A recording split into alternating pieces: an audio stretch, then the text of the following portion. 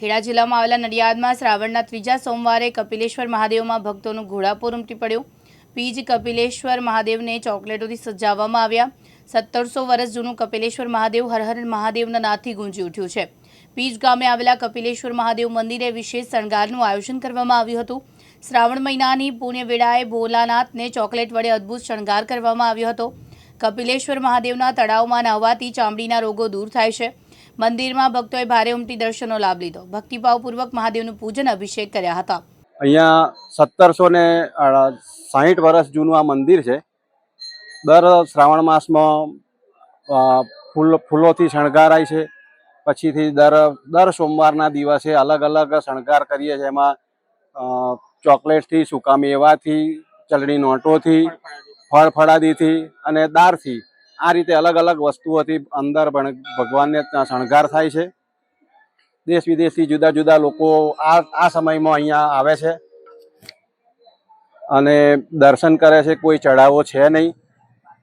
શ્રદ્ધાથી દર્શન કરે, પોતાની મનોકામના પૂર્ણ કરે છે। અને ખાસ તો અહીંયા આ મંદિરમાં વ્યતિપાતનું એક મહત્વ છે કે અમારા અહીંયા જે તળાવ છે એ તળાવમાં સ્નાન કરવાથી ચામડીનો કોઈ પણ રોગ હોય તે મટી જાય છે। અહીંયા સેવા કરીએ છીએ। આ મંદિર 1760 વર્ષ જૂનું છે, સ્વયંભૂ છે।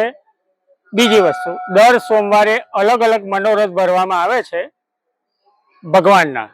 એ સિવાય ભગવાનના અહીંયા બીજા 8 અન્ય સ્વરૂપ છે અને દરેક સ્વરૂપને તામ્રપત્રથી જલાધારી મઢાવેલી છે।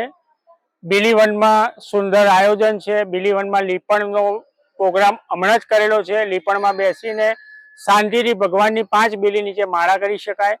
બીલી નીચે બોકડા પણ મૂકેલા છે, બોકડા ઉપર બેસીને માળા કરી શકાય। બીજી વસ્તુ, અહીંયા સૌથી વધારે મહત્વ શિવરાત્રિ, શ્રાવણ મહિનો, વ્યતિપાતમાં અહીંયા ભગવાનના અભિષેકનું પાણી કોઈ પણ પ્રકારના ચામડીના ડાઘ ઉપર ચોપડી અહીંયા કુંડમાં નાહવાથી દરેક પ્રકારના ચામડીના રોગ મટી જાય છે। તૃષાલ પંડ્યા, દિવ્યાંગ ન્યૂઝ, નડિયાદ।